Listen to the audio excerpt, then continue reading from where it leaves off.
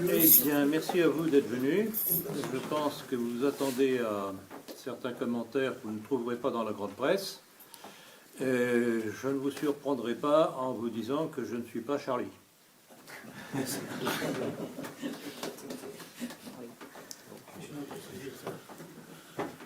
Tout à l'heure, en déjeunant avec mes amis, avant de venir ici, je leur faisais observer une chose, c'est que quand on connaît l'adversaire, on peut prévoir quels vont être ses prochains coups.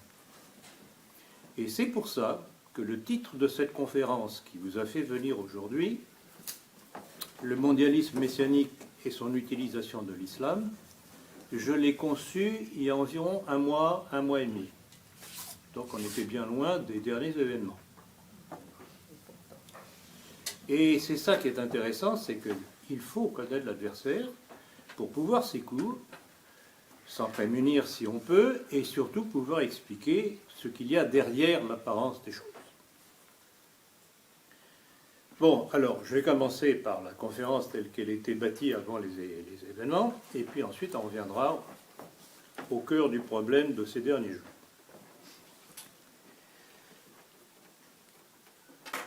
En commençant cette conférence, j'avais commencé par faire référence aux événements récents du Moyen-Orient, tous les actes de barbarie qui s'y produisent. Et je voulais attirer l'attention sur un apparent revirement des États-Unis, du monde médiatique, qui, après avoir soutenu tous ces mouvements terroristes de Al-Nusra plutôt, à l'État islamique, le Daesh dont on nous parle, maintenant nous disait « mais ils sont épouvantables, c'est ceci, c'est cela, ce sont des monstres, etc. etc. » Et je me disais, c'est tout de même curieux, on commence par fabriquer des terroristes à l'appel, comme il l'avait fait avec Al-Qaïda, et maintenant on vient nous dire « mais ce sont des monstres ». Et quels sont les monstres? Quels sont les monstres? Ceux qui les ont fabriqués? Frankenstein ou sa créature?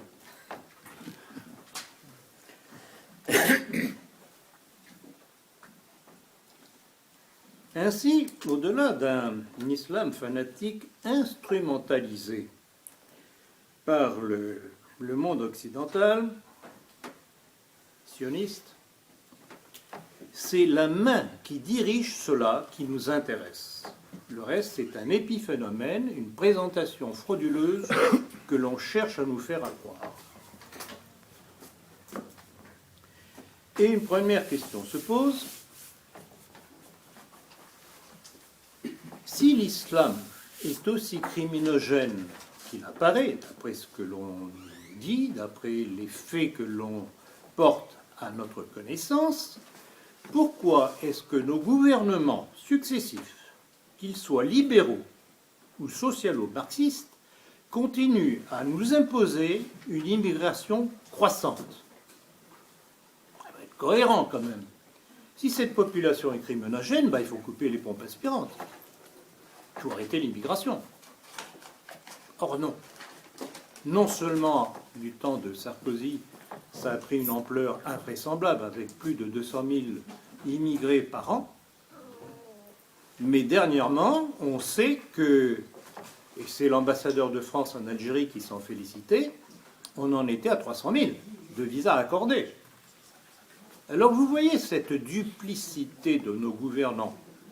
D'une part, on vous dit « Ah, mais les islamistes, c'est ceci, les islamistes, c'est cela », et on vous fabrique ce qui s'est passé avec Charlie Hebdo, et d'un autre côté, tous les jours, on nous envoie chez nous des milliers d'immigrés nouveaux qui vont être le terreau de ces terroristes. Alors, ce qu'il y a de très curieux, c'est que quand on observe bien les choses, cette opération date déjà de plusieurs mois, pratiquement une bonne année. Ça a commencé par tout ce que l'on nous a dit sur les filières djihadistes de Français musulmans ou de Français de souche tout simplement convertis à l'islam, qui partait faire la guéguerre en Syrie. En Syrie, c'était pas contre Al-Qaïda, contre l'État islamique ou Al-Nosra. Non, c'était contre Bachar el-Assad. Et rappelez-vous, j'ai à plusieurs reprises posé la question, c'est curieux, comment se fait-il qu'ils vont en Syrie et qu'ils n'aillent pas, ne serait-ce qu'en Palestine, pour aider leurs frères palestiniens pour combattre Israël. Donc là, vous voyez encore que tout cet axe d'action est dirigé à la fois contre la Syrie de Bachar el-Assad avec ses filières et islamistes qu'on nous présente, et cette utilisation, je reviens au titre de ma conférence, cette utilisation d'un certain islam.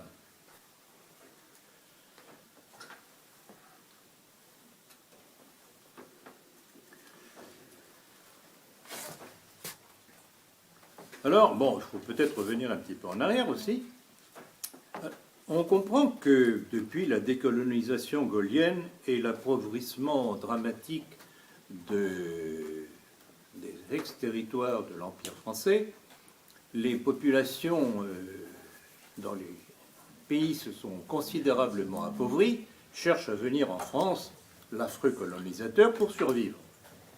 Mais en même temps, et en fait c'est le même phénomène qu'avec le prolétariat, ce que les communistes ont fait avec le prolétariat, ils ont utilisé le prolétariat comme masse révolutionnaire contre les nations. Et aujourd'hui, le communisme ayant disparu parce que son rôle était terminé, vous savez ce que j'en ai déjà dit à l'époque, on utilise l'islam comme nouveau monstre à agiter aux populations.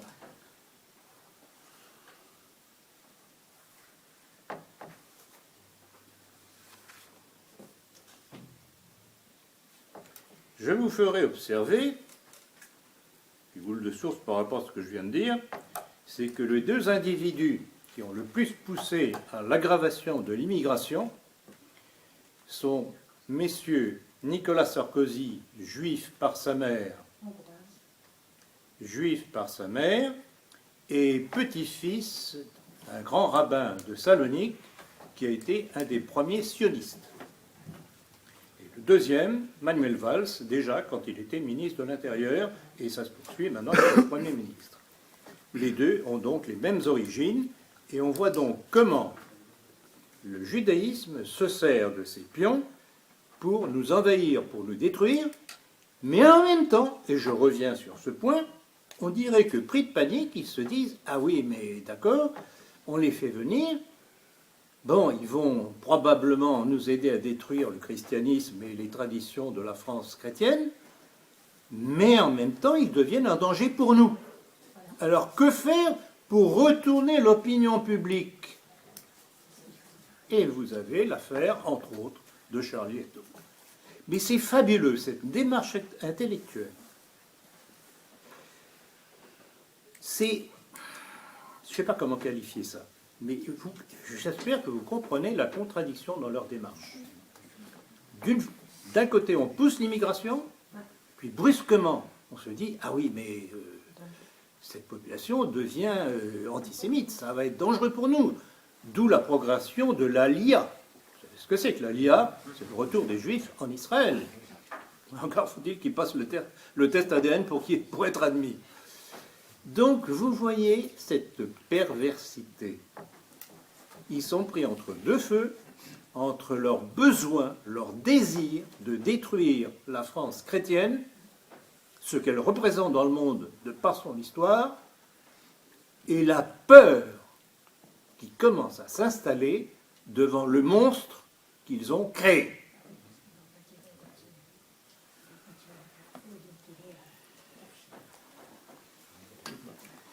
Je vais passer sur un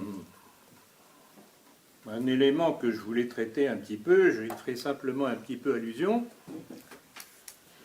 c'est de faire remarquer que depuis le début, depuis l'émergence du christianisme, le judaïsme s'est toujours servi de l'islam contre cette émergence du christianisme. J'ai signalé à plusieurs reprises ce livre absolument fondamental de Hanna Zacharias, qui s'est attaché à faire une comparaison de textes entre les textes du judaïsme et un certain nombre de textes des sourates de l'islam. Donc, la partie où je vous faisais différentes citations, je vais la passer, parce que sinon ça va être beaucoup trop long. De toute façon, vous trouverez ça probablement dans le prochain numéro de la politique, je vais y revenir. Mais je tiens bien à vous faire observer que depuis le début de l'émergence du christianisme, le judaïsme a instrumenté des populations locales que le judaïsme n'arrivait pas à convertir sous son nom, au travers d'un homme, Mahomet, qui en tant qu'arabe faisait passer la doctrine judaïque sous une forme camouflée. Il faut savoir ça. Il faut que les musulmans sachent comment ils sont instrumentés par le judaïsme depuis des siècles. Et cela s'est vu au travers de l'histoire, jusqu'à aujourd'hui, depuis les conquêtes arabes de la péninsule ibérique jusqu'en France, financées par les Juifs d'Afrique du Nord, l'émergence du protestantisme, jusqu'au jour où d'ailleurs Luther s'est retourné contre eux. Il y a des textes de Luther extraordinaires d'antisémitisme, jusqu'à la fabrication de la maçonnerie, qui est une création juive, vous le savez, vous qui avez lu mon livre « La maçonnerie », vous savez très bien comment j'ai démontré la chose sur base des propres textes juifs et francs-maçons, qui revendiquent l'ascendance, la filiation talmudique et kabbaliste de la maçonnerie. Donc à chaque fois, il y a eu un élément fabriqué par les Juifs pour essayer de détruire le christianisme. Et on en arrive aujourd'hui avec ce que vous savez de cette immigration imposée pour nous submerger. On n'a rien en tant que tel d'accueillir tel ou tel migrant venant de pays divergents. Il y en a qui peuvent parfaitement se font dans la communauté nationale. Ce qui n'est pas normal, c'est que l'on fasse cela par avalanche, parce que ça devient inassimilable. Et je mets en garde, la première vague d'immigration venant du Maghreb vont être elles-mêmes victimes de cette nouvelle avalanche qui tous les jours pousse un peu plus. Les premiers arrivants vont être victimes à leur tour. Je tire l'attention là-dessus.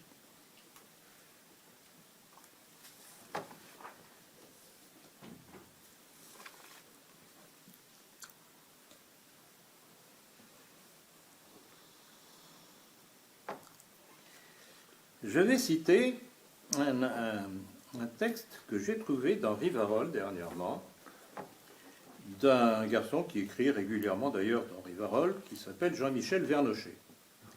Et j'ai trouvé que son texte valait la peine d'être cité parce que ça rejoint exactement mon analyse. Alors je vous donne la citation, enfin l'origine, c'est dans Rivarol du 18 décembre 2014. Et ce qui est intéressant, c'est qu'il avait parfaitement, lui aussi, compris l'utilisation de l'islam par le sionisme, et il rejoint ce que j'ai décrit dans mon livre « Le complot mondialiste ». Il observe très justement que si l'on se donne la peine d'aller consulter les innombrables docteurs de l'islam, dont les travaux sont accessibles sur la toile, on s'aperçoit que le wahhabisme, l'idéologie des égorgeurs du Daesh, constitue une véritable rupture épistémologique par rapport à la tradition islamique classique. Une rupture par rapport à la tradition islamique classique. Il s'agit, poursuit-il, d'une hérésie schismatique que les savants musulmans, mais aussi les intellectuels laïcs arabes, désignent sous le terme de Djahal, dont la traduction la plus exacte serait l'antéchrist. Donc vous voyez comment certains milieux musulmans comprennent très bien que l'on instrumente une partie de leurs frères pour un but qui n'est pas nécessairement celui de l'islam. Il y a une double lecture, et on pourrait faire le même genre de lecture par rapport au christianisme. Rappelez-vous, quand le protestantisme émerge, les massacres perpétrés par les protestants contre les catholiques, qui aboutit en réaction à la Saint-Barthélemy, on pourrait dire aussi qu'une fraction du christianisme s'est déchirée et qu'ils ont été barbares les uns avec les autres. Nous sommes quasiment dans le même cas de figure. Il faut toujours, si on veut comprendre les choses, replacer les choses dans leur contexte. Alors, j'imagine d'ici un certain nombre d'imbéciles qui disent « Ah ben, Ploncard d'Assac, il vire à l'islam maintenant. » Avant de juger des choses, il faut essayer de comprendre le pourquoi du comment.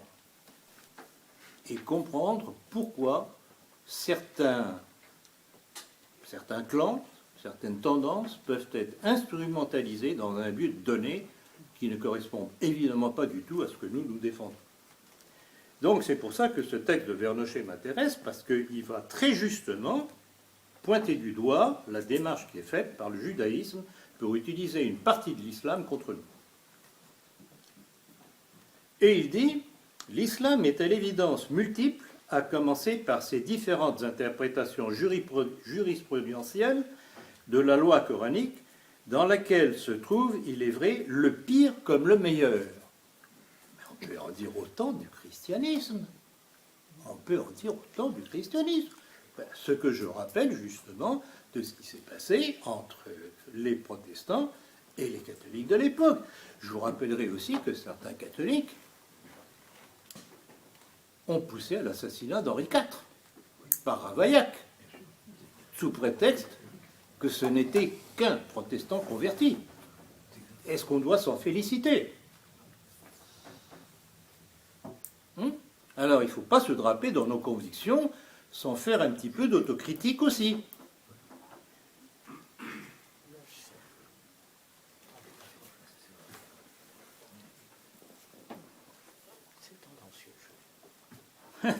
En tout cas, j'imagine d'ici la tête qu'a dû faire le marin de Bernard Anthony quand il a lu le texte de Vernochet. Il a dû grandir de quelques pouces, lui qui n'est pas très grand, il a dû faire quelques sauts de cabri. Bon, cessons de rire, mais en tout cas, que ce soit les Anthony, les Jacques Attali, les Bernard-Henri Lévy et toute la mouvance, la conscience morale de l'Occident sioniste, a besoin d'une certaine image d'un islam criminel pour jeter les catholiques aux côtés d'Israël. Vous devez comprendre cette démarche. Nous sommes instrumentés. Et tout cela de façon à imposer Israël comme grand défenseur de l'Occident pour pouvoir parvenir à la gouvernance mondiale.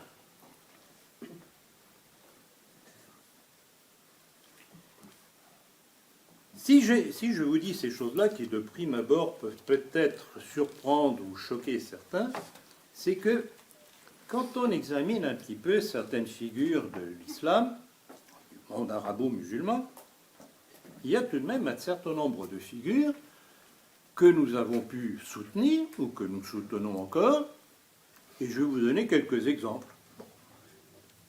Quelques-uns qui ne sont plus là, malheureusement. Je voudrais vous rappeler la figure de Gamal Abdel Nasser, qui a été un nationaliste arabe, qu'on peut appeler laïque si on veut, mais avec lequel on pouvait parfaitement s'entendre. Et c'est une tradition de nationalisme arabe qui ne nous dérange absolument pas, parce que nous avons exactement les mêmes ethnies.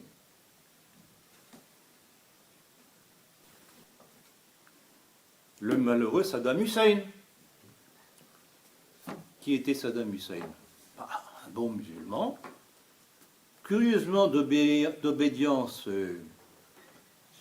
sunnite, ce qui paraît un petit peu contradictoire parce qu'aujourd'hui, ce sont surtout les sunnites qui sont acharnés contre les chiites et contre les Alaouites de Bachar el-Assad, et donc allié avec Israël et avec les États-Unis. C'était une dérogation à une certaine loi, apparemment, et il faut rappeler que sous Saddam Hussein, les catholiques vivaient en paix en Irak. Ils n'étaient pas massacrés, comme aujourd'hui. Ils avaient une cathédrale à Bagdad. On n'en a pas autant en Arabie Saoudite.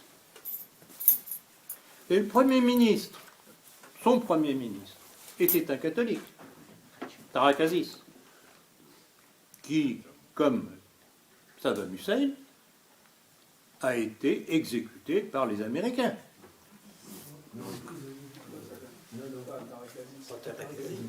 Il n'a pas été? Non, il a échappé de justesse, mais non. Bon, bref. C'est curieux. On va vérifier. Bon. Donc, vous voyez comment il peut y avoir un islam compatible, mais évidemment, on a tout intérêt à ce qu'on soit chacun chez nous. Parce que cette politique mondialiste aboutit à quoi? Elle aboutit à fabriquer des déracinés. Déracinés, ça veut dire privé de racines.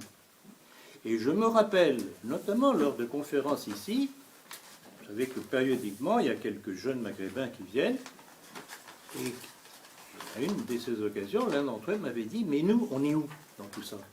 Et ils sont où dans tout ça? On en a fait des déracinés. Et la politique que nous prenons, c'est à la fois de couper évidemment ces pompes aspirantes de l'immigration, parce que ce n'est pas viable pour personne, ni pour eux, ni pour nous. Et en même temps, que ce qu'ils peuvent avoir appris chez nous puisse leur servir chez eux. Parce que pourquoi croyez-vous que les pays d'Afrique s'appauvrissent? Il n'y a pas simplement la mainmise du capital international sur leur richesse, mais il y a aussi la fuite de tous les cerveaux qui viennent chez nous. Qui fuit quoi? Il fuit la misère, il fuit l'insécurité. Donc, comment voulez-vous que des pays qui devraient émerger, n'émergent pas, et qui sont pompés par le capitalisme mondial? Pas possible. Donc c'est là que je dis que notre rôle, à nous, nationalistes français, c'est de promouvoir et de guider un islam qui puisse retourner se fixer dans ces terres en collaboration avec nous. Ce n'est pas dans un affrontement réciproque qu'on réglera le problème. C'est par une compréhension mutuelle face à un ennemi commun.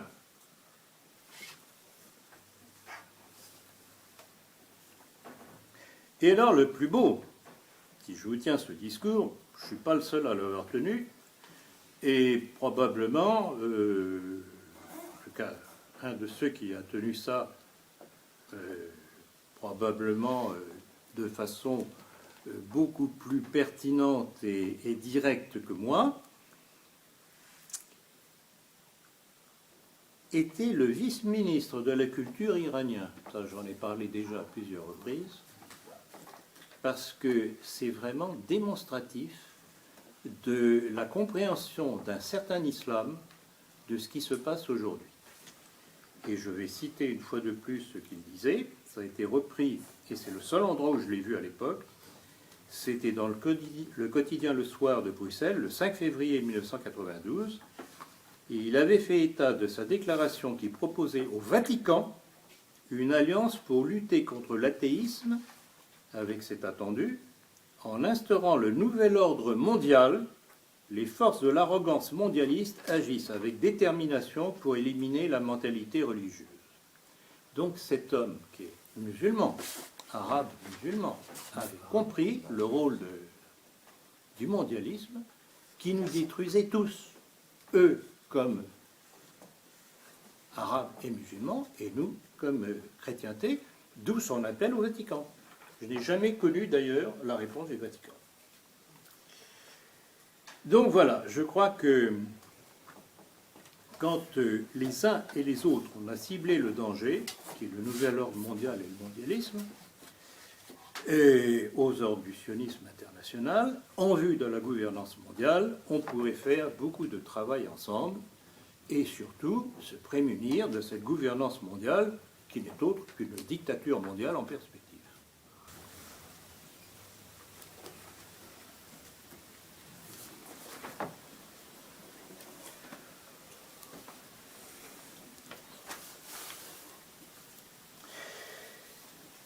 Il est toujours bon d'étayer ces propos par des citations de l'adversaire. Un bon exemple du plan messianique, ce texte de Michael Liddon, qui a été un des membres néoconservateurs. Vous savez ce que veut dire le terme néoconservateur. Ça n'a rien à voir avec le conservatisme tel qu'on peut le concevoir, bourgeois, etc. C'est un terme que d'anciens trotskistes juifs américains ont pris pour faire passer leur message plus facilement. Donc c'était un des adjoints de George Bush dans sa politique mondialiste à l'époque, avec le Pentagone, et c'est dans son livre « The War Against the Terror Masters », c'est-à-dire la guerre contre les maîtres de la terreur. Ça a été publié en 2002. Voilà ce qu'il disait. Nous devons en finir avec les régimes terroristes, à commencer par les trois grands, l'Iran, l'Irak, la Syrie, puis nous nous occuperons de l'Arabie saoudite. Nous ne voulons de stabilité, ni en Irak, ni en Syrie, ni au Liban, ni en Iran ou en Arabie saoudite. Nous voulons que les choses changent. La question n'est pas de savoir s'il faut déstabiliser, mais comment le faire. Vous avez là tout le programme de déstabilisation des pays du Moyen-Orient, en vue de la constitution du Grand Israël. Rappelez-vous les termes de l'Ariel Sharon que j'ai cités dans le complot mondialiste. Rappelez-vous l'allusion que j'ai faite, je crois que c'était lors de ma dernière conférence, et c'était en tout cas dans la politique, la pièce d'un shekel qui représente le Grand Israël tel que conçu par Sharon. Vous avez la carte qui est marquée dessus. Donc, il l'avoue. Et chaque Israélien qui manipule cette monnaie tous les jours, ça lui rappelle le but à atteindre. Donc, vous voyez, les événements qui se produisent aujourd'hui n'ont rien d'accidentel, ça correspond bien à une volonté, à un plan longuement étudié, ourdi et mis en application.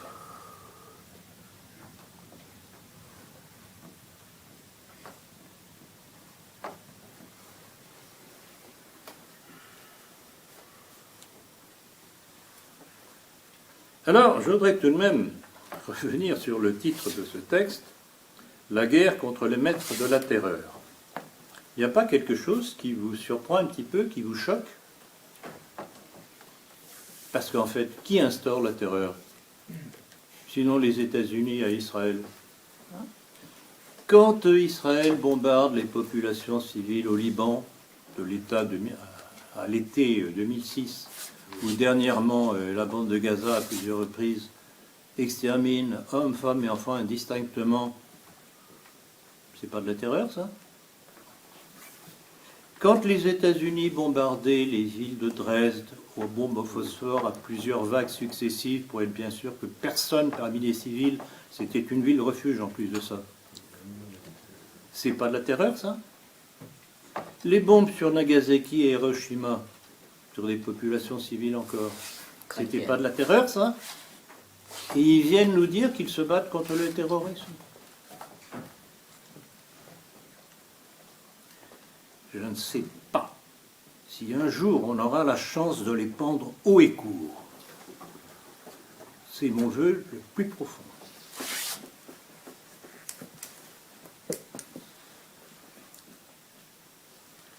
Et ils osent ensuite nous parler de l'axe du mal.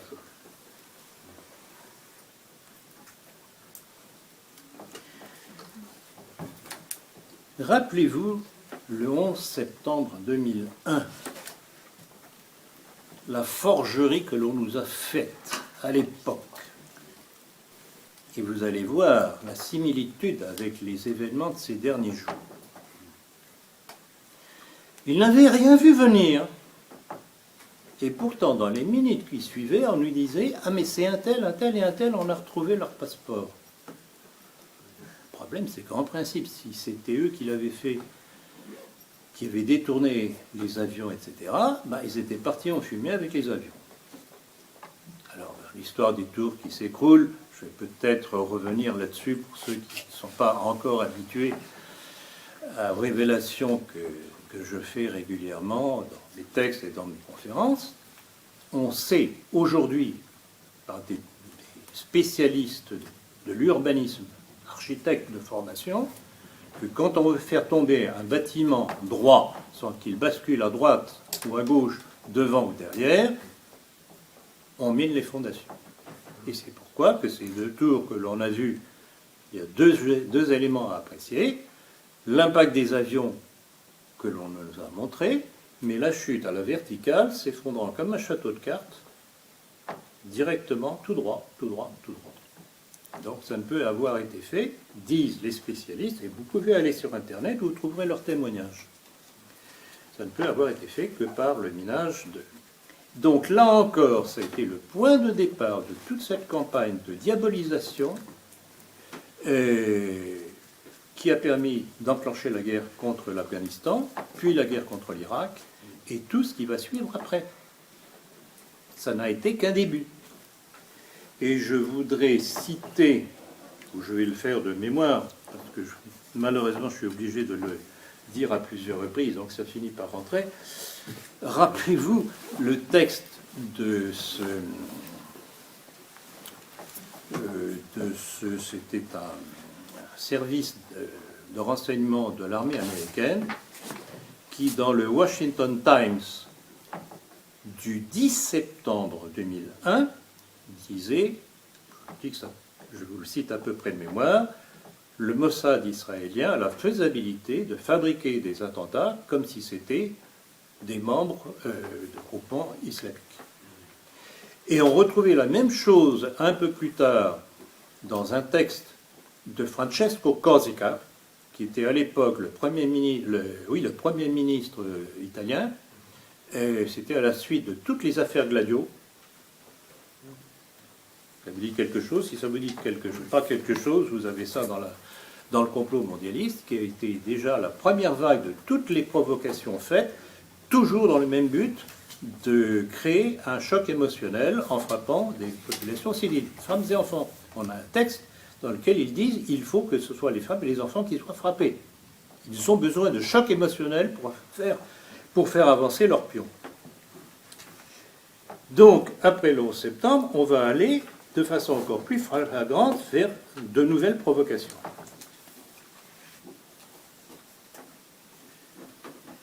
Rappelez-vous un fait qui est passé, qu'on a totalement oublié, pourtant il ne faut jamais oublier les choses. L'assassinat de Hariri au Liban, Premier ministre libanais. Tout de suite, la conscience internationale vous dit ce sont les Syriens. Ce sont les Syriens, ce sont les Syriens, oh, ce sont les Syriens. Ah, bon, d'accord. Et sous la pression, les Syriens se retirent de Syrie. Que se passe-t-il après? L'invasion du Liban par Israël. Et si le Hezbollah libanais n'avait pas réagi aussi durement, et de façon surprenante d'ailleurs, j'ai été le premier surpris, à l'invasion israélienne, eh bien, il faut parier qu'Israël en aurait profité pour confisquer une partie du territoire israélien sous prétexte de créer une zone tampon de protection.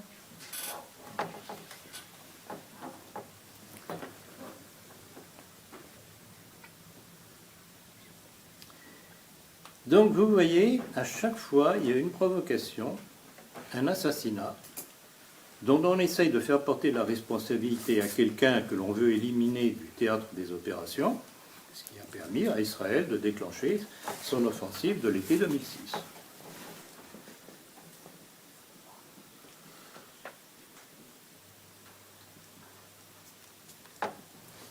Et je voudrais rappeler aussi une chose qui n'est malheureusement pas connue, et bien sûr, et pour cause, c'est la présence d'unités spéciales françaises en Syrie contre le gouvernement de Bachar el-Assad.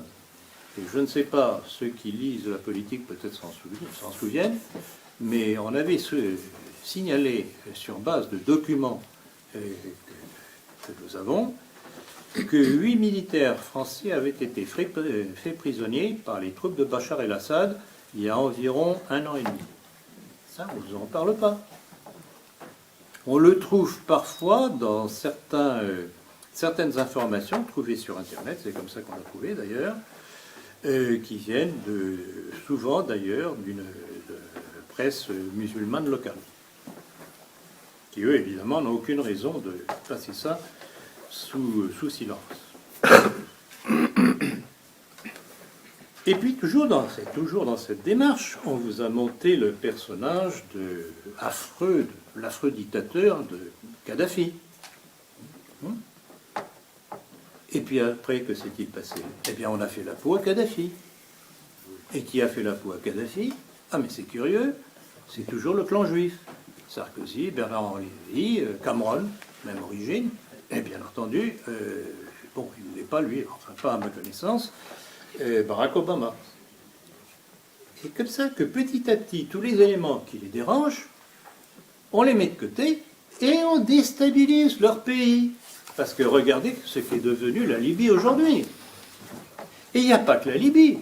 C'est que les armes que M. Sarkozy avait fournies aux insurgés contre le dictateur Kadhafi se retrouvent maintenant entre les mains de tous ces groupuscules gangstéro-islamiques en Afrique noire. Ce sont nos armes qui tirent sur nos soldats, là-bas. Bravo! Belle politique! Est-ce que vous commencez à comprendre comment vous êtes manipulé? Enfin, je pense que vous, si vous êtes ici, c'est que vous avez déjà une certaine notion. Mais c'est ça qu'il faut que vous fassiez comprendre autour de vous.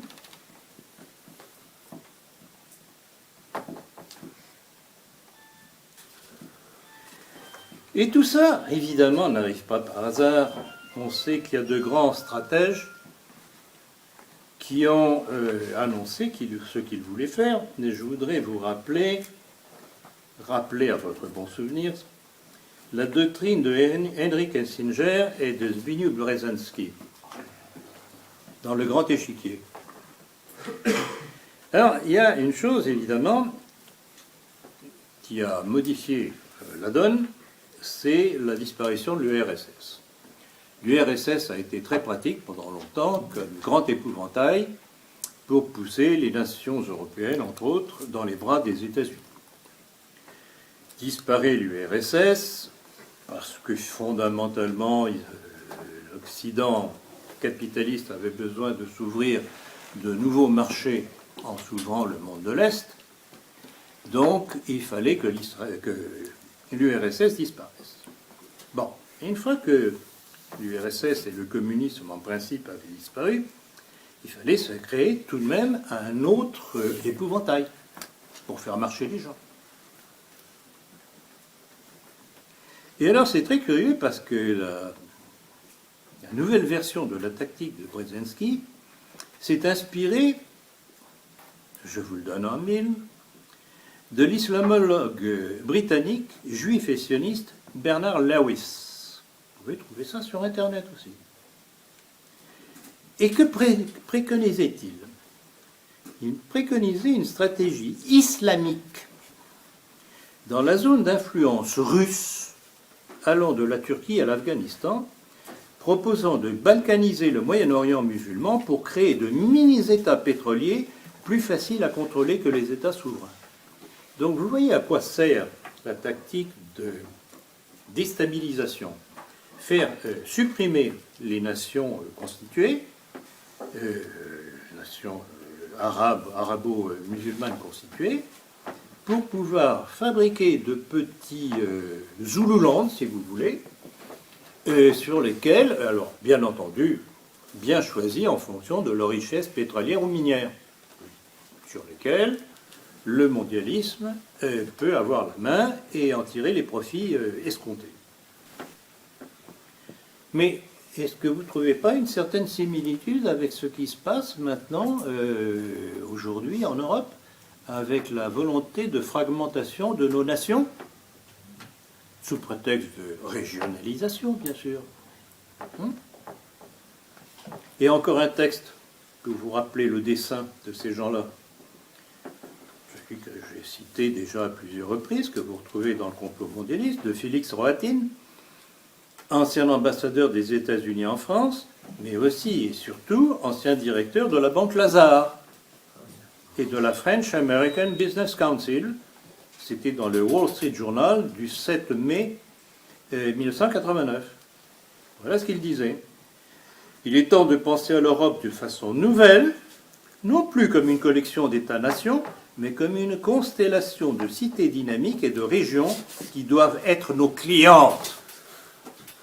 Ce n'est pas de la collaboration, c'est la suggestion.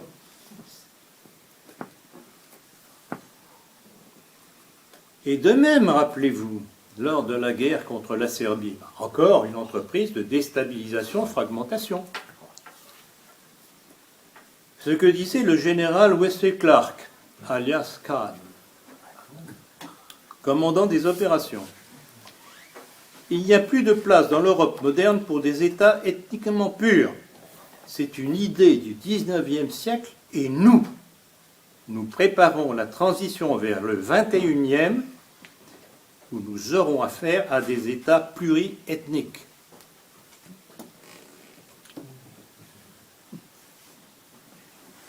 Ainsi, en ce qui concerne les pays arabo-musulmans réfractaires au nouvel ordre mondial, le but des États-Unis et d'Israël est d'installer sur les ruines de l'Irak, de la Syrie, de l'Iran, de l'Afghanistan, du Pakistan, même de l'Arabie saoudite, du Soudan, de la Libye et jusqu'à l'Algérie,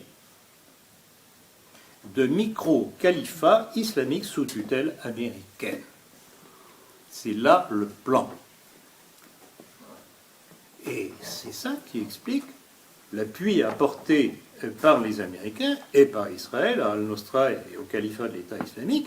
Et je voudrais vous rappeler une chose, c'est que leurs blessés, Al-Nosra et l'État islamique, sont soignés en Israël, comme l'ont été les intervenants des troupes spéciales du Mossad et américaines lors de la révolte de Maïdan. Rappelez ça aussi. Vous voyez, quand on connaît tous ces petits détails, tout s'emboîte l'un dans l'autre comme des pièces de puzzle.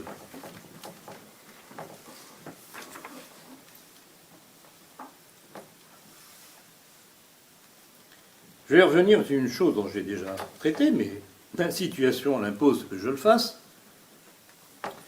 On nous indigne, on prétend nous indigner contre l'État islamique de al-Baghdadi, donc le Daesh. Premièrement, je vais encore redire la même chose. Qui l'a fabriqué? Les Américains et Israël. Pour renverser Bachar al-Assad. C'est ça le but. Et s'il n'y avait pas eu la Russie de Poutine pour soutenir Bachar el-Assad, il y a longtemps que le verrou syrien aurait sauté. Et après, on serait passé à l'Iran. Or, qui est Abu Bakr al-Baghdadi? Vous ne vous rappelez pas? Un certain, de son vrai nom, Simon Elliott, un espion juif du Mossad. Et vous voyez comment tout se met en place. Ça, on l'a cité dernièrement dans la politique. Donc la tactique américano-sioniste, c'est toujours la même chose. Créer des personnages, fomenter une situation qui va aboutir à la déstabilisation du pays qu'ils veulent faire dégringoler. Et je vous rappellerai cette fameuse citation d'Ariel Sharon, que je cite dans mon livre. C'était en mai 1993 à la convention du Likoud, et c'est dans Le Monde que je l'ai trouvé. Le Monde c'est un samedi-dimanche 20-21 septembre 2001, et donc après les attentats du 11 septembre. Dans les années qui viennent, la sphère des intérêts stratégiques d'Israël ne s'étendra pas seulement aux pays de la Méditerranée, mais elle doit s'étendre à l'Iran, au Pakistan, au Golfe, l'Afrique, la Turquie. Et on retrouve ce même genre de citation dans le livre de Bernard Granotier, Israël, cause de la Troisième Guerre mondiale. Donc tout ça est documenté, on peut le prouver. Et l'on assiste aujourd'hui à l'action de véritables brigades internationales islamiques, recrutées aux quatre coins du monde, qui de Tchétchénie, qui du Pakistan, de l'Égypte, de Tunisie, puisque ce sont les mêmes quasiment qui font la tournée des pays, on retrouve toujours les mêmes. Et en fait, quand on relie tous ces éléments ensemble, on s'aperçoit que ce plan mondialiste n'est que le résultat de la conjonction entre la politique maçonnique américaine des Skull and Bones, qui est la résurgence actuelle des Illuminés de Bavière, et les plans du judaïsme international. Et cette alliance se fait non seulement du fait de la maçonnerie américaine, mais d'une vision biblique des Américains.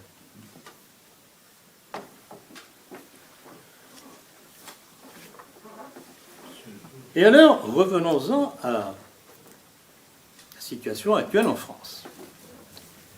Je vous ai fait part tout à l'heure de ce qui m'avait attiré l'attention progressivement sur cette campagne de crainte instrumentée vis-à-vis des djihadistes musulmans ou même français de souche qui partaient en Syrie pour faire la guerre à Bachar el-Assad.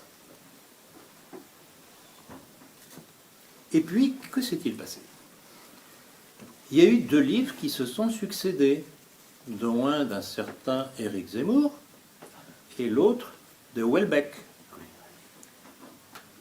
Alors, c'est comme dans tout, il y a des éléments qui semblent positifs, mais il y a aussi le véritable message qui est caché dans ces livres.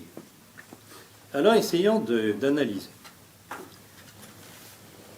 peut rendre hommage au livre de Zemmour, dans la mesure où il rétablit tout de même la justice historique vis-à-vis du maréchal Pétain, on ne va pas dire le contraire. Bon. Mais c'est tout de même curieux que le même individu qui rend justice à Pétain dresse encore après l'éloge de De Gaulle. Ça ne colle pas. Il faut être cohérent, il faut être logique. Et puis en même temps, que fait-il? Eh bien, il met en garde contre l'islam. On n'avait pas besoin de lui pour être en garde contre l'islam. Je ne dis pas contre l'islam, mais contre l'immigration. Donc là encore, une petite touche supplémentaire. Attention, attention l'islam.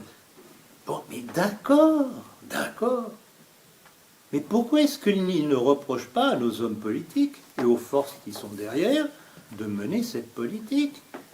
Encore une fois, en voilà un qui se plaint des effets sans remonter aux causes.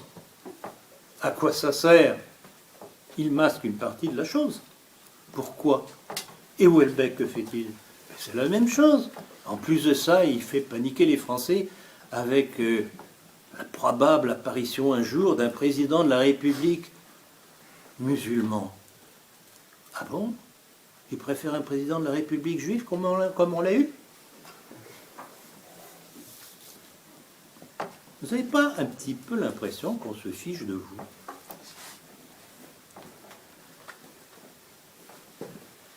Donc vous voyez tout ça, une montée. Alors, comment expliquer ça? D'une part, on nous impose une vague d'immigration constante, continuelle, de plus en plus importante, et dans le même temps, on nous dit attention à l'islam. Ça ne colle pas. Il faudrait savoir si l'islam est à... Et une information toute récente, je ne pourrais pas dire qu'elle m'a profondément amusé. Ce n'est pas tout à fait le cas. Mais en tout cas, ça vaut la peine de la citer parce que ça rentre tout à fait dans ce que je dénonce. C'est une information du quotidien libanais L'Orient le Jour, du 4 janvier 2015, tout récent.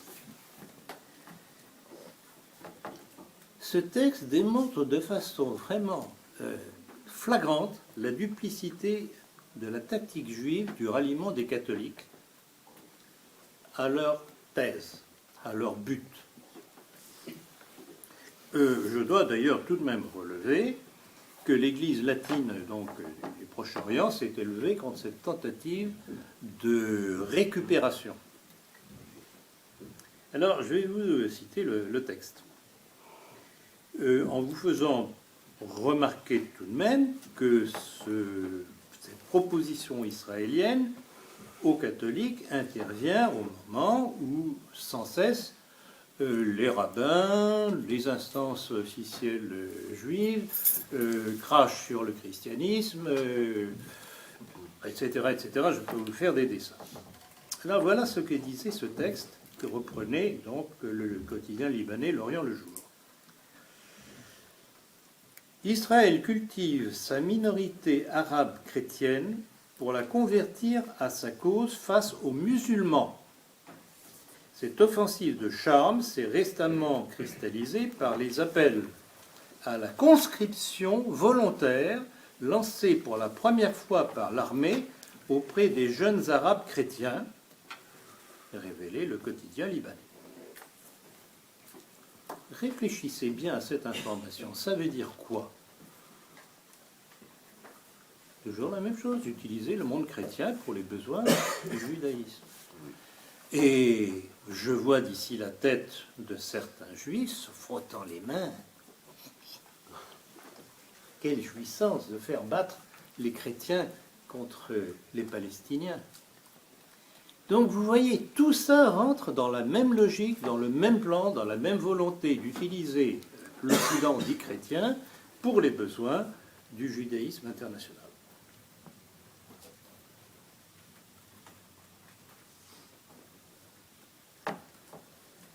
Tant qu'on n'a pas compris ce plan messianique du judaïsme, on ne peut rien comprendre à tous les éléments, tous les événements qui s'accumulent tous les jours les uns après les autres.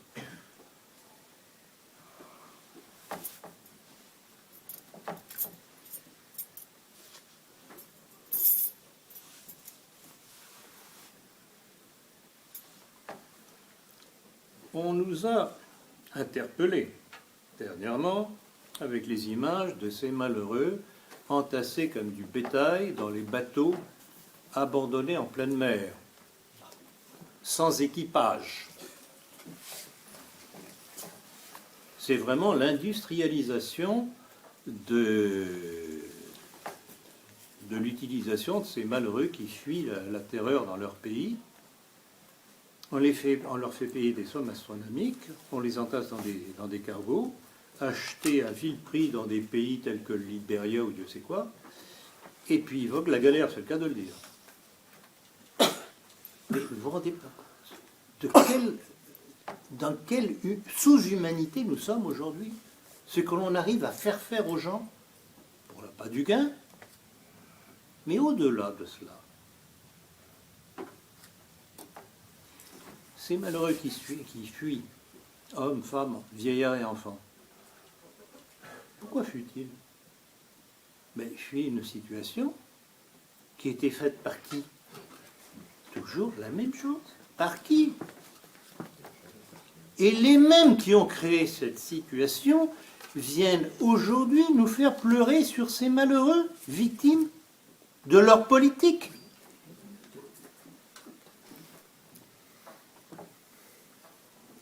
C'est tout de même incroyable. Et vous n'avez pas la sensation d'une rage qui monte en vous?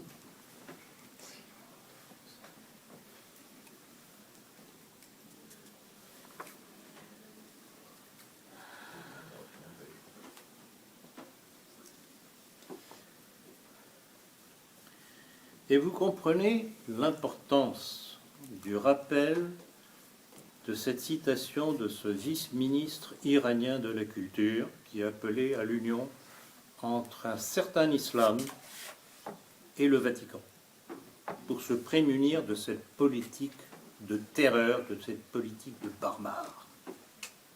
On est en plein dedans.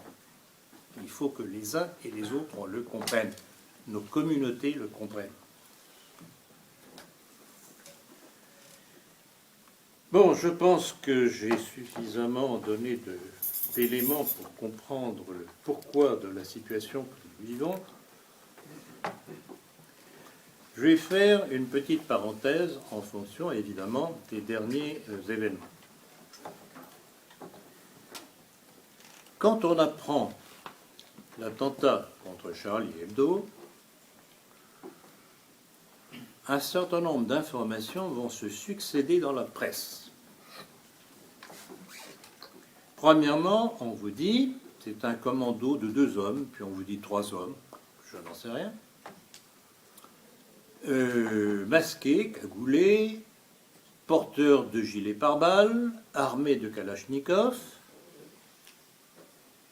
faisant preuve d'un sang-froid remarquable, des professionnels, nous dit-on.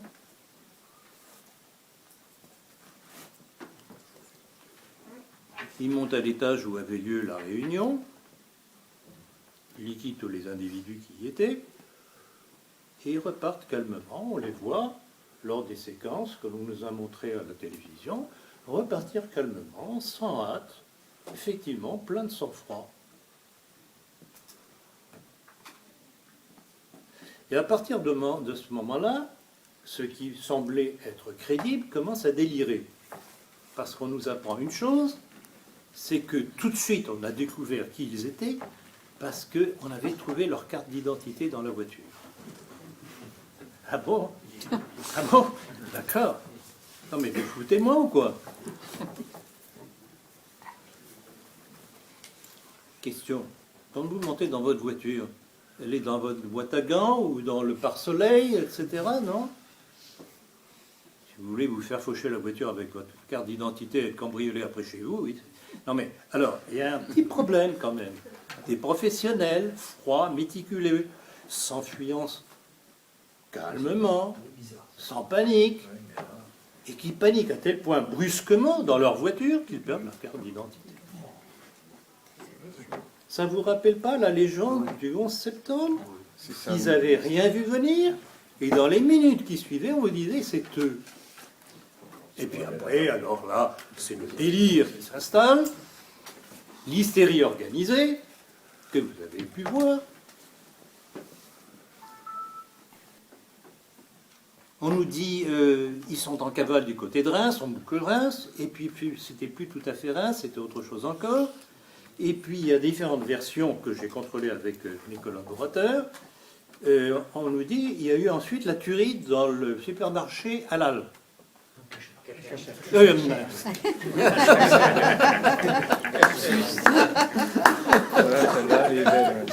Caché. Et alors là, les versions sont différentes. Certains disent que les 2 individus en question faisaient partie de la tuerie, d'autres disent que non, ils étaient dans une serrurerie ou je ne sais pas quoi. Une imprimerie. Une imprimerie. Une imprimerie. Donc, il y a eu de tout et le contraire de tout dans toutes ces informations. Et alors, où est la vérité dans tout ça? Et à quoi tout ça a-t-il servi? Alors,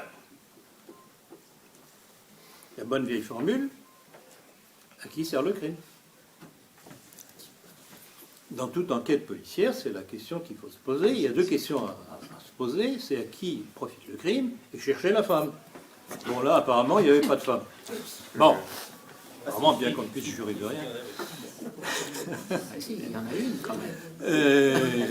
Oui. Donc, est-ce crédible?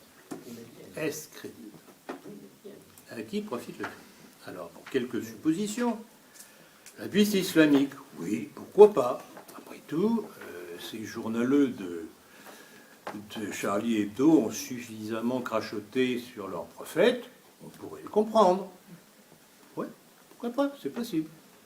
Bon.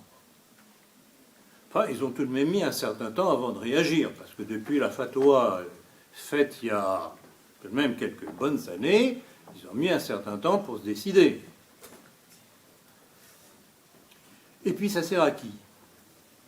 Accessoirement, ça sert à M. Hollande, ça sert à M. Valls, qui va apparaître comme M. Muscle, qui a réussi avec sa police menée de main de maître à démasquer tout de suite les affreux terroristes et à les liquider.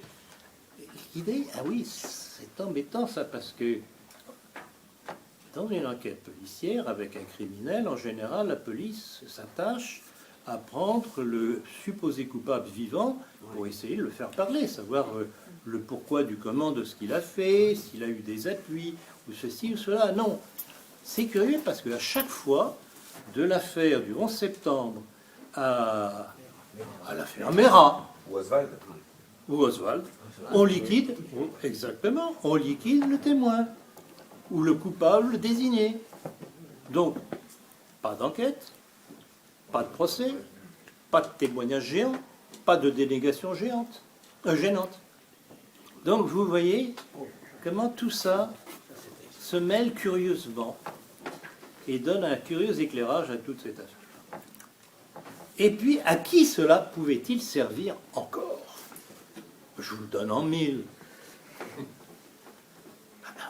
Au judaïsme international, qui là encore a besoin de créer un choc émotionnel pour pouvoir pousser le monde occidental dans les bras à la fois des Américains et d'Israël pour combattre tous ces pays, non seulement nous combattre nous, mais combattre les pays arabo-musulmans qui ne veulent pas entendre parler du nouvel ordre mondial. Donc ce sont là des intérêts convergents dirigés contre nous tous. Voilà. Donc voilà les quelques commentaires que j'avais à faire. J'ai reçu beaucoup de mails entre le jour de l'attentat et hier. J'ai arrêté hier soir près de minuit à regarder tout ce que je recevais et j'ai reçu 2 mails intéressants avec les liens. Je ne peux pas vous les donner là, mais ce sera dans la politique du prochain numéro. 2 informations intéressantes. La presse israélienne a annoncé l'affaire avant que ce soit connu en France. Deuxièmement, le site sioniste JSS News a été le premier à informer la chose en France. Vous en faites ce que vous voulez. Je dis ça comme ça, l'air de ne pas y toucher. Bon, alors, devant cette situation, je voudrais tout de même réagir au défaitisme d'un certain nombre d'individus qui hantent nos milieux.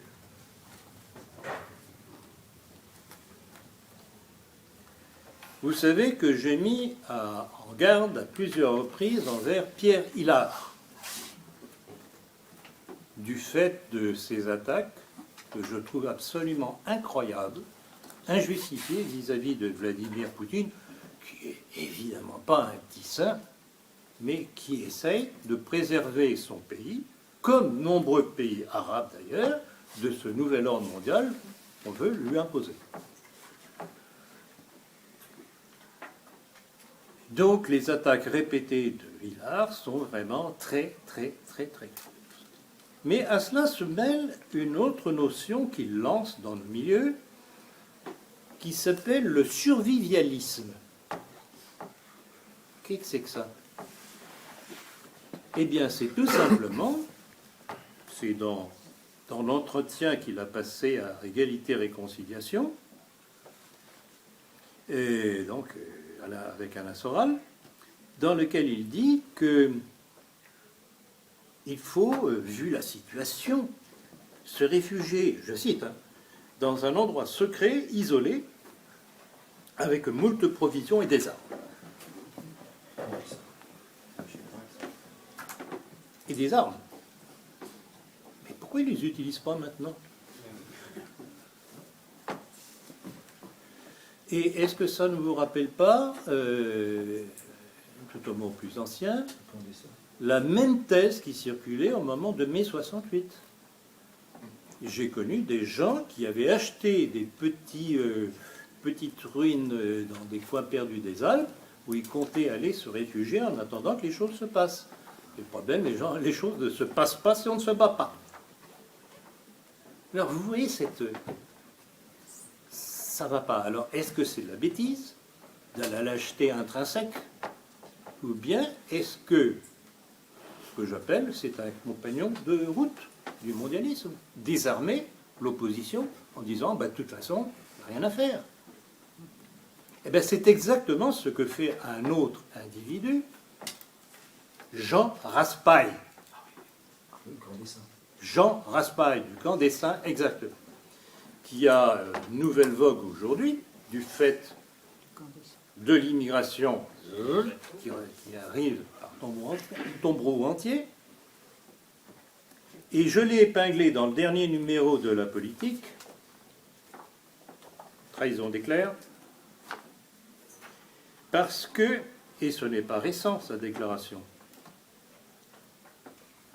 petite parenthèse, je n'ai jamais aimé son bouquin Le Camp des Saints. C'était déjà à l'époque un bouquin défaitiste. Il décrivait parfaitement la situation, que nous lisons d'ailleurs aujourd'hui, mais il était déjà défaitiste. Or, dans une déclaration faite au Figaro,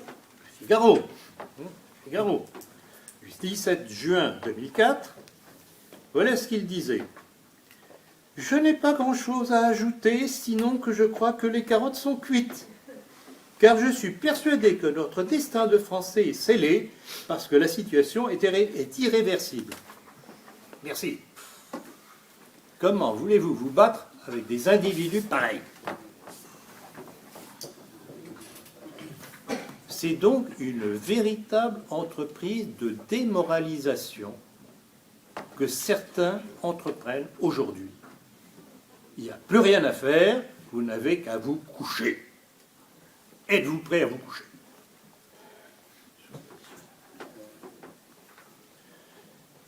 Rien, quand on étudie l'histoire, n'est irréversible. Il n'y a pas de sens de l'histoire. Il y a simplement des volontés qui s'affrontent à toutes les époques de l'histoire. Et ce que l'on constate, c'est que l'on ne survit qu'en combattant, comme avec la maladie. Merci de votre attention.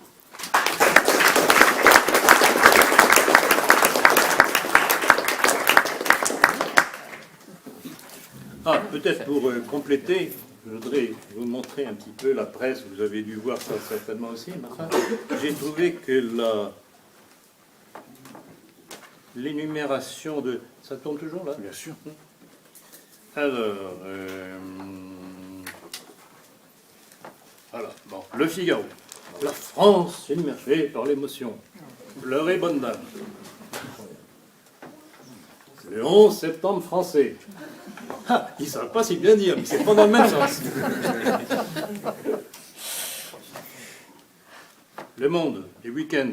La folie meurtrière des frères Kouachi. Mais il n'y a jamais eu de procès. On ne sait toujours pas s'ils étaient réellement coupables. Bon. Donc, déjà, ils sont condamnés. Vous vous rendez compte comment c'est manipulé? Est-ce que vous vous rendez compte? Aucune enquête. Et puis alors, nos amis américains, International New York Times, two gunmen sought as France mourns, c'est-à-dire deux tueurs recherchés pendant que la France pleure, avec les images. Je suis Charlie, je suis Charlie, je suis Charlie. Je suis Charlot.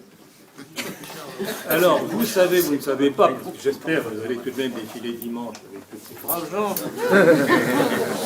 Vous savez, vous ne savez pas que Cameron sera là, que Riezzi italien sera là, que je ne sais plus qui encore, enfin, tout le beau monde. Donc, si vous voulez faire un attentat, ben allez-y. Besançon, il a dit qu'il ne voulait pas des... Non, mais bon, il faut tout de même rire un petit peu, mais vous vous rendez compte où on en arrive de la manipulation des masses. Voilà, si vous avez des questions, je suis à vous. Alors je pense qu'en simplifiant un petit peu, on pourrait dire que les juifs ont l'argent, mais les musulmans ou les arabes ont tout à fait la même chose. Ils ont le nombre. En France, il y a 10 fois plus, 20 fois plus d'originaires d'Afrique du Nord. C'est évident. Non, mais on est bien d'accord. Or, c'est également un vrai problème. Mais bien sûr que c'est un problème. Mais ce qu'il faut comprendre, c'est que cette masse est instrumentalisée par les Juifs. Alors, je dis que personnellement, je ne choisis pas parce que je pense que Vous avez tort. le l'un est aussi fort que l'autre. Et puis, quant à la manif de demain, moi je dis que, même si je ne suis pas d'accord avec leur laïcisme excessif, il y a une manif dans 2 semaines de riposte laïque, place de la Bourse, ça va bien être entouré, mais allons-y par union nationale, même si personnellement je ne suis pas riposte laïque, parce que je pense qu'eux, ils dénoncent d'une manière plus vigoureuse le danger de l'islamisme. Voilà. Et personnellement, je dirais à riposte laïque. Alors, je ne sais pas ce que vous en pensez. Je pense totalement le contraire, parce que vous associez à la manipulation. Non, vous pensez. Vous savez, je ne sais pas si... Je crois que j'ai déjà fait allusion à cette espèce de... C'était une caricature, je crois, ou un dessin animé, où on voyait 2 colosses qui s'entrebattaient. C'était, je vous cite à peu près de mémoire, mais l'idée est à peu près la suivante. Donc 2 colosses qui s'entrebattaient, l'un qui supposait être l'Occident, et l'autre la Russie, Poutine, etc. Et il y avait dans le coin un tout petit bonhomme, c'était le juif. Et on demandait au petit bonhomme, mais face à ces 2 mastodontes, qu'allez-vous faire? C'est pas possible, vous allez être écrasé. Et il répondait, non, ne vous en faites pas, parce qu'ils vont s'entre-détruire entre eux, et moi, après, je pourrai venir. Nous sommes dans cette situation, c'est pour ça que je vous dis, monsieur, vous êtes un naïf. C'est ce que j'avais dit il y a des années en Algérie. Oui. Je veux dire que les Iraniens ne sont pas des Arabes. Hein. Oui, tout à fait. Tout à fait. Et deuxièmement, vous avez oublié un personnage qui a joué un rôle invisible, c'est Chirac, qui a fait venir l'immigration et qui a fait la repentance. Vous l'avez pas dit. Oui, non, mais oui. Vous savez, il y a tellement de choses à dire, mais heureusement qu'il y a les questions pour le rappeler. La régionalisation. De Gaulle avait commencé en 1969. Ouais, bien sûr, et tout part de Gaulle déjà. Évidemment. C'est pour ça que j'ai réagi contre le bouquin de Zemmour, qui dit des choses correctes sur Pétain, mais il fait la lèche à De Gaulle, ça ne va pas. De Gaulle, ils sont pris Oui, mais pour il porte des coups. Hein? Il arrive que le diable porte pierre. Il arrive que le diable porte pierre, exactement. Tout à fait. Et il arrive qu'une tactique machiavélique se retourne contre l'auteur. Mais là encore, faut-il informer et pas tomber dans le panneau. Oui, monsieur Vous parlez d'Éric Zemmour, ce qu'on entend souvent dans le milieu, c'est que Zemmour pourrait être un agent d'influence juive ou être manipulé. Bon, lui-même, on sait qu'il est juif. Bon, moi, je connais quelqu'un qui l'avait vu, enfin, vous voyez faire son jogging il y a des années dans Paris. Donc Zemmour n'avait aucune protection. Quel est votre sentiment? Est-ce que Zemmour est un agent objectif du sionisme? Est-ce qu'il est manipulé ou est-ce que c'est sa sincérité à lui, donc il amène... Ça, je ne peux pas répondre à ça parce qu'on ne peut pas juger les intentions des gens. On ne peut que évaluer ce qu'ils disent, ce qu'ils écrivent. Donc je m'aventurerai pas, ça c'est le bon Dieu qui décidera. Et tout ce qu'on peut constater, c'est que ce qu'il a écrit pousse dans le même sens de la volonté de paniquer les Français face à l'immigration. Mais là encore, qui les fait venir? Moi, je suis médecin. Je suis médecin, chirurgien en plus de ça. Donc, quand je constate une situation, il y a des effets, j'essaye de remonter à la cause et de supprimer la cause, ne serait-ce qu'à la pointe de mon bistouri. Ça. Alors, ces gens-là qui dénoncent un mal, ils pleurent, d'accord, mais la faute à qui? Je ne peux pas dire autre chose, mais en tout cas, je ne jugerai jamais les intentions des gens. Je ne peux dire que, attention, ou vraiment ce sont des nigauds invraisemblables, ou ce sont des compagnons de route. On n'en sort pas. Autre question? Je voulais signaler quand même que dans les cités, on ne peut plus faire de course sur la Shoah. C'est une bonne chose. Mais c'est ça qui leur fait peur. Et c'est ça qui leur Mais fait c'est peur. ça, quand je parlais de Frankenstein tout à l'heure, ils ont créé un monstre. Oui, c'est Golem. Un monstre qu'ils participent à rendre encore plus monstrueux par leur construction. Et ça leur retombe sur la figure. Hein? Mais c'est bien gentil ça, mais n'empêche que ce sont eux qui l'ont créé. Point de la ligne. Monsieur? Plus haut, plus haut. Je voulais souligner qu'il y a déjà eu une collaboration entre l'Europe de l'Ouest et les musulmans dans les années 30 et 40. Ben, vous savez, déjà depuis François Ier. Oui. D'autre part, je trouve aussi les manifestations en ex-Allemagne de l'Est, des gens qui ont supporté Honecker pendant des années sans bouger. Il y a des manifestations dites spontanées en ex-Allemagne de l'Est contre l'islam, qui me rappellent beaucoup, parce que j'ai l'âge de me rappeler de ça, les manifestations spontanées de 68, dirigées par 3 juifs. Ben évidemment. Pegida, c'est très bien quand même. 3 juifs seulement? Non, mais je ne suis pas d'accord. Qui s'appelle Sauvageau. Pegida, vous condamnez Pegida?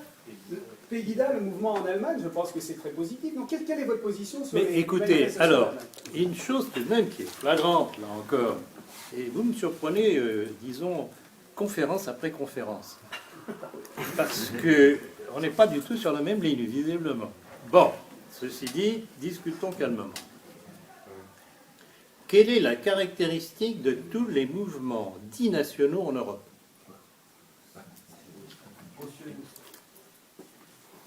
Pardon? Vous l'avez dit? Ils sont tous sionistes. Alors, que l'on dénonce la présence de l'islam, et c'est dommage, enfin c'est tout de même embêtant, je suis obligé de me répéter constamment. On dénonce un islam trop présent, mais qui l'a fait venir? Qui nous les impose tous les jours un peu plus? Alors, il y a une réalité qui est flagrante, qu'il faut corriger. Et j'en ai parlé d'ailleurs dans mon livre « Le nationalisme français ». Si on veut se prémunir de l'islam, il faut déjà commencer par couper toutes les pompes aspirantes. Supprimer toutes les allocations des individus qui débarquent du jour au lendemain, légaux ou pas légaux, avec des subsides que les Français les plus nécessiteux n'ont même pas. Mais vous n'allez pas simplement vous contenter de pleurer contre l'islam. Il faut condamner d'abord ceux qui nous l'imposent. Et l'islam, on peut collaborer avec des individus, genre le vice-ministre de la culture iranien, ces gens-là ont compris. Il ne faut pas mélanger les choses et pas faire d'amalgame. Le bon. Pas faire le... Bah, bien sûr, il y a les bons et les pas bons. Ouais. Je vais même plus loin. Il faudrait mettre un péage. Plus haut, non, mais que tout le monde en profite, dites-le. Je vais même plus loin, il faudrait mettre un péage sur le Pont Neuf parce que c'est mes ancêtres qui l'ont construit.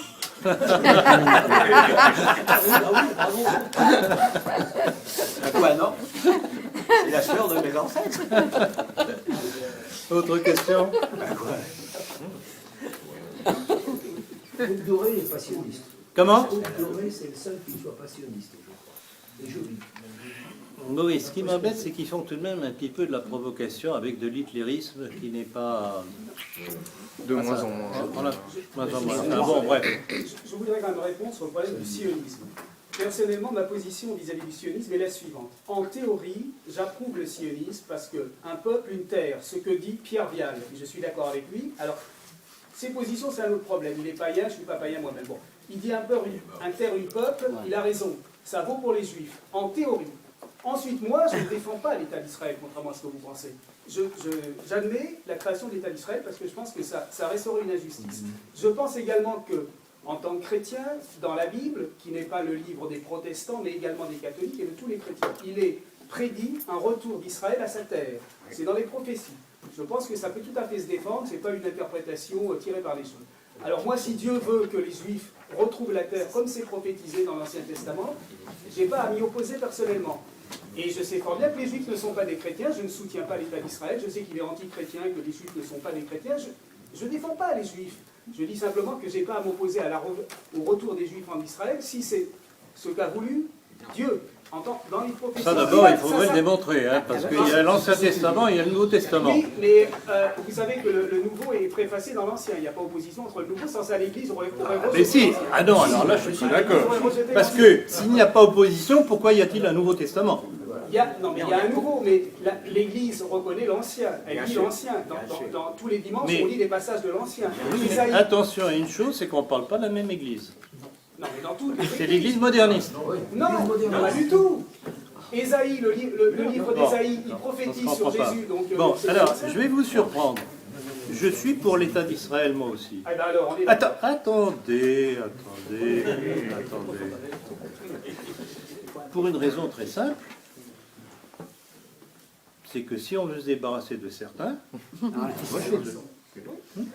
Mais si on veut que cet État d'Israël ne soit pas dangereux pour tout le voisinage, il faut cesser de l'aider au point de vue finance et au point de vue armement qui lui permet de bombarder et martyriser hommes, femmes et enfants palestiniens. Je suis d'accord avec vous. Ça me gêne Donc, parce que vous dites- qu'on leur donne un État national, et d'ailleurs c'est pour ça que certains, au début du XXe siècle, étaient d'accord avec l'idée, c'est qu'effectivement ça pouvait être une solution. Le problème, c'est que maintenant ça prend la dimension d'un impérialisme.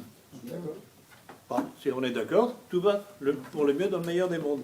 Oui, mais alors les Palestiniens, alors ils sont chez eux, on les vire. C'est pas Dieu qui vire les Palestiniens. Ah, pas sérieux. Moi, je retrouve- Bon, sérieux. Non, allez, ça, je- autre question. Moi, je suis pas. Oui, je vois un bras, mais oui, allez-y. Non, mais moi, c'est comme ça existe. Moi, je voulais savoir, j'ai lu un article Attendez, chut, d'abord ici, devant.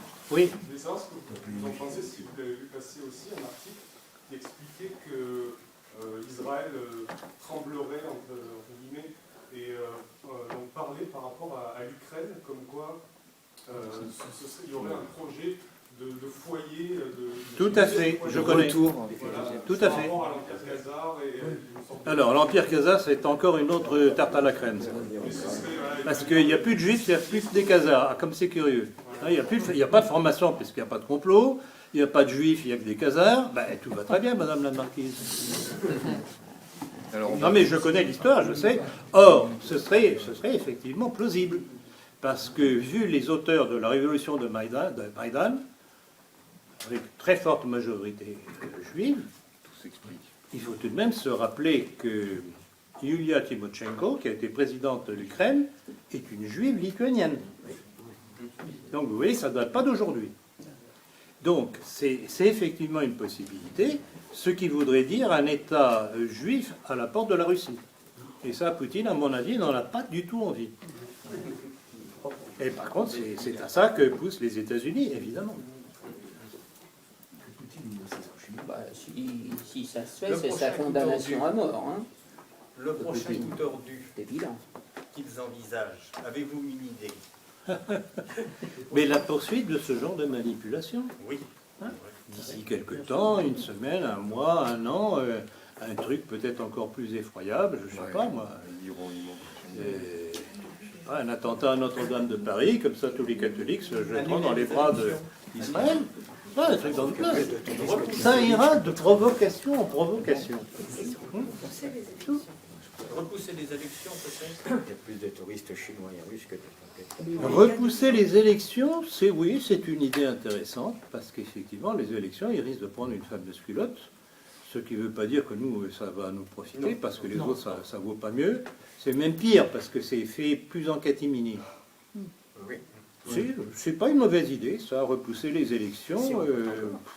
D'un autre côté, pour eux, c'est reculer pour mieux sauter, parce qu'il n'y a pas de solution. Pas de solution. Et, je voudrais vous rappeler aussi que tout est fait aujourd'hui, que ce soit avec la droite libérale ou avec les socialistes. La France est dépecée morceau par morceau, vendue pièce par pièce. Rappelez-vous l'affaire, bon, entre autres la dernière, c'est l'histoire d'Alstom. Mais récemment, on avait Rida. Donc voilà, tout ça c'est un ensemble, et c'est contre cet ensemble, parce que ce sont les mêmes qui font cette politique. Donc voilà. Il y a Londres qui est en train de contacter le Qatar pour étendre l'enseignement de la langue arabe. Ah, bien entendu. Avec des finances du Qatar. Bien entendu. Et alors là encore, ce que vous dites là qui est très juste, c'est encore une fois utiliser l'islam contre nous. Bien sûr, bien sûr, bien sûr. Et il faut que le monde musulman comprenne à quoi il sert. Sinon, ils passeront à la casserole, puisque vous avez vu le texte que je vous ai lu tout à l'heure du projet de Brzezinski et de Michael Lydon. Même l'Arabie Saoudite est prévue de passer à la casserole. Alors, il faut qu'ils comprennent.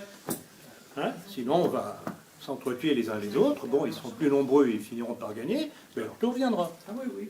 Oh là là.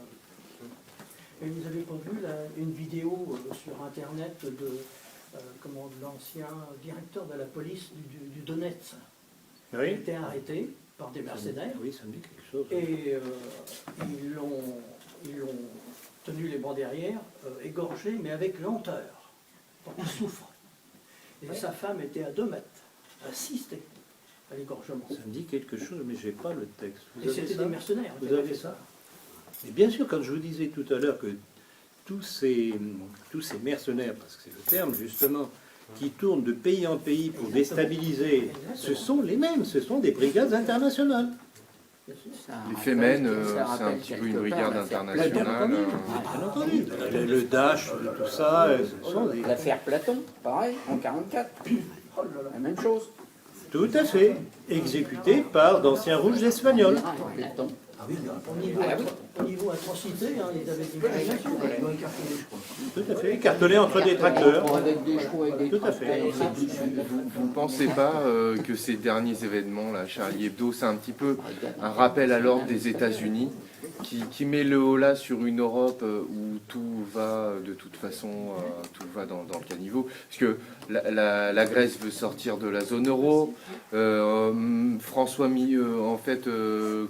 Hollande plie devant les pressions Bon, de alors Poutine. c'était pas tout à fait ça encore, mais effectivement, il y a un texte de Hollande, tout récent, disant qu'il fallait que l'Europe arrête ses sanctions économiques contre la Russie. Quelques jours avant... Alors, ça pourrait être effectivement un coup de semonce. Ouais. Mais d'un autre côté, je ne pense pas que ce soit tout à fait ça, parce que d'un autre côté, la situation profite à Hollande. Médiatiquement, ça lui profite. Je ne pense pas que ce soit simplement ça. Oui, mais enfin, c'est un mandat des États-Unis. Oui, allez-y. Moi, je me pose une question sur les... Parlez plus haut pour ceux qui sont... les personnages qui nous...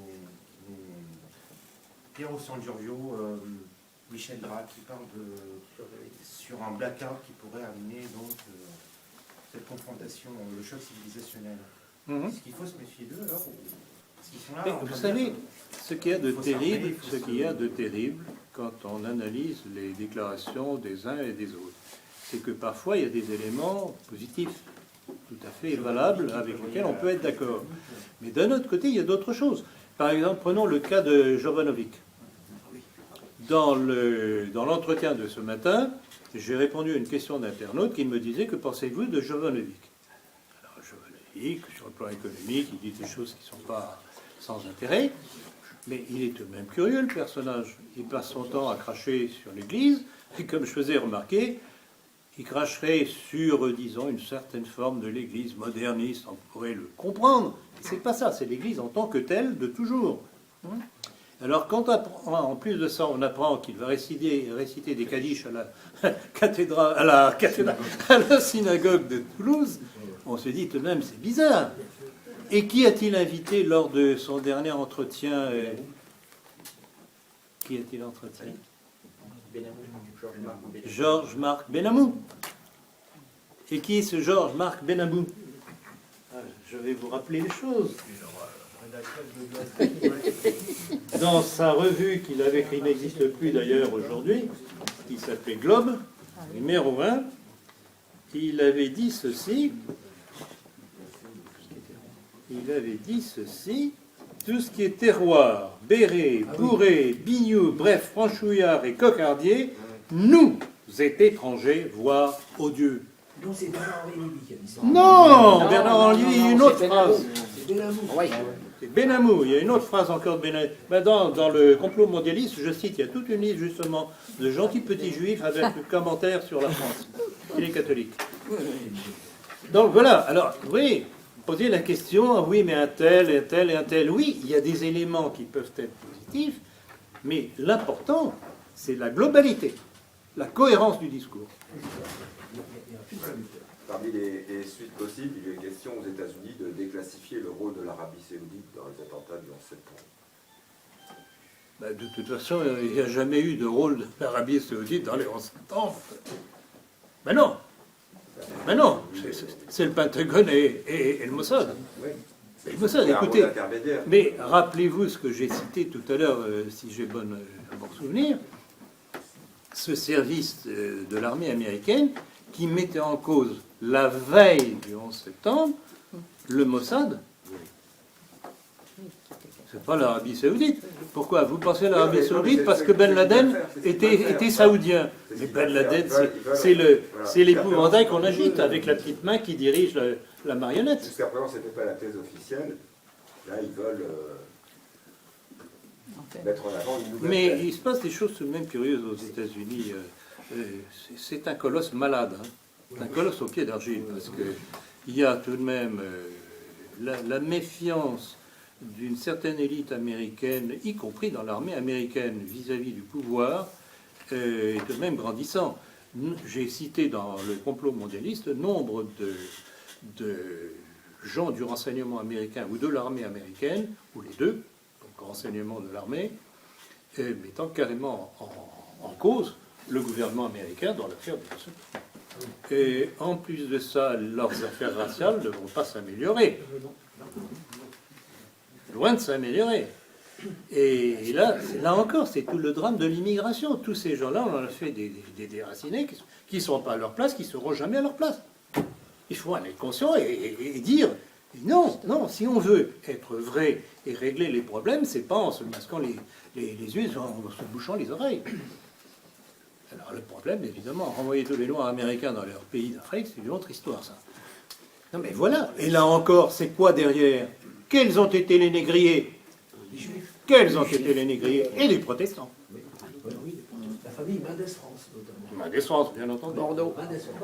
Et Bordeaux, Mendès France. Bien entendu. Ce qu'on appelle la nation juive à Bordeaux.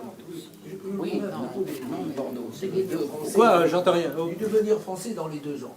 Bon, je pense pas qu'il se passera beaucoup. Vous parlez de qui? Si Alain Soral parvient à avoir les 500 signatures, ça fait beaucoup de si, et se présente à l'élection présidentielle, il aura donc une tribune. Et là, on peut s'attendre à des trucs, c'est tout de même un drôle de personnage. Hein. Soral. Mais la loi de la...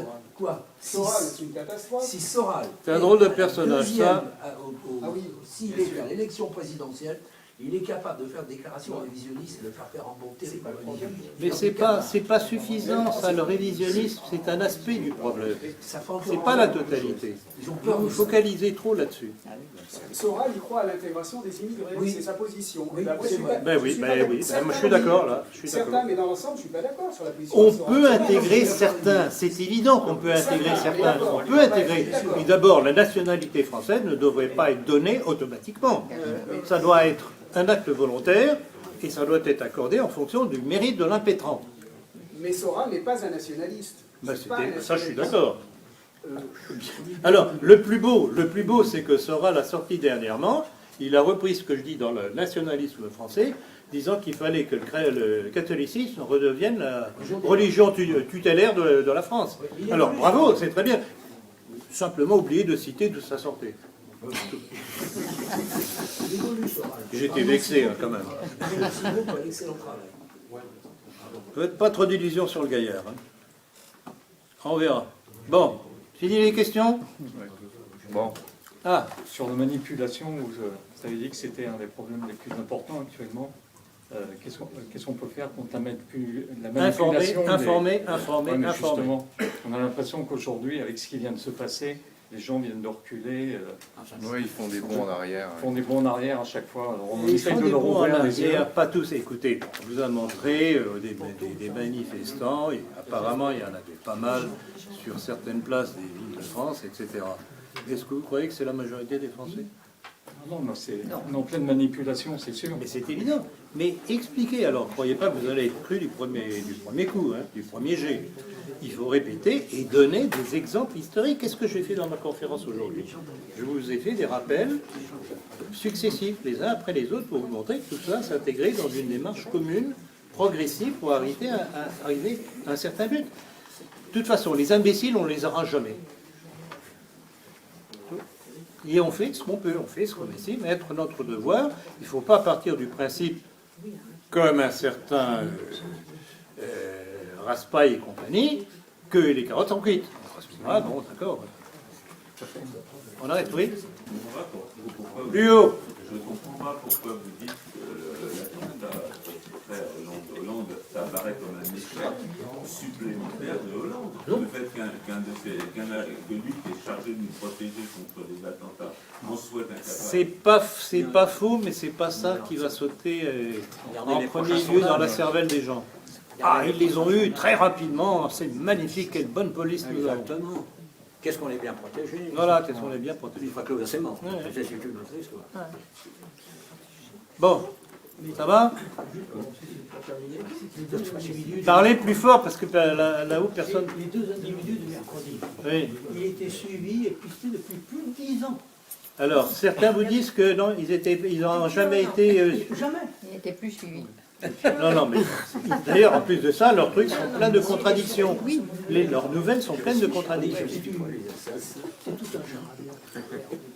Attendez, je crois que j'ai oublié de vous citer quelque chose. Un truc qui m'a sauté aux yeux dans le Figaro. Entrer dans le Turquie, OAS, prison, Lourdes, et quand il parle. Mais bon, vous savez que je ne meurs pas d'amour pour Le Pen. Rappelez-vous de l'affaire de Carpentras. Effectivement, je pense quand même qu'il n'évoquera pas. Mais je veux dire, je pense que donc dans le Figaro, donc c'est le Figaro du 9 janvier, les identités ont été découvertes quasiment aux premières minutes de l'enquête, quand les policiers ont retrouvé avec stupeur la carte d'identité de Saïd. Avec stupeur, vraiment. Des policiers stupéfaits, pour vraiment et aller alors, très loin et dans les alors, jeux de mots. machin, Cazeneuve, qui dit, mais oui, tout ça est confirmé par les analyses génétiques. Bon, mais les tests, les analyses génétiques, le problème de l'ADN, c'est que c'est pas en 24 heures qu'on le... Ah non, bien sûr. Hein, Bien alors, sûr. on est en plein mensonge là. Et quand il dit on les a reconnus comme étant les auteurs par les photos, Mais ils étaient ah bon, et cagoulés. comment ils étaient cagoulés? Ils étaient cagoulés. Donc vous voyez, c'est un ramassis de mensonges les uns après les autres. C'est dans le Figaro. C'est dans le Figaro. Figaro, du 9.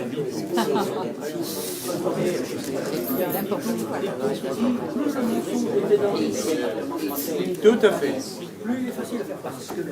Bon, je sens cette salle en effervescence.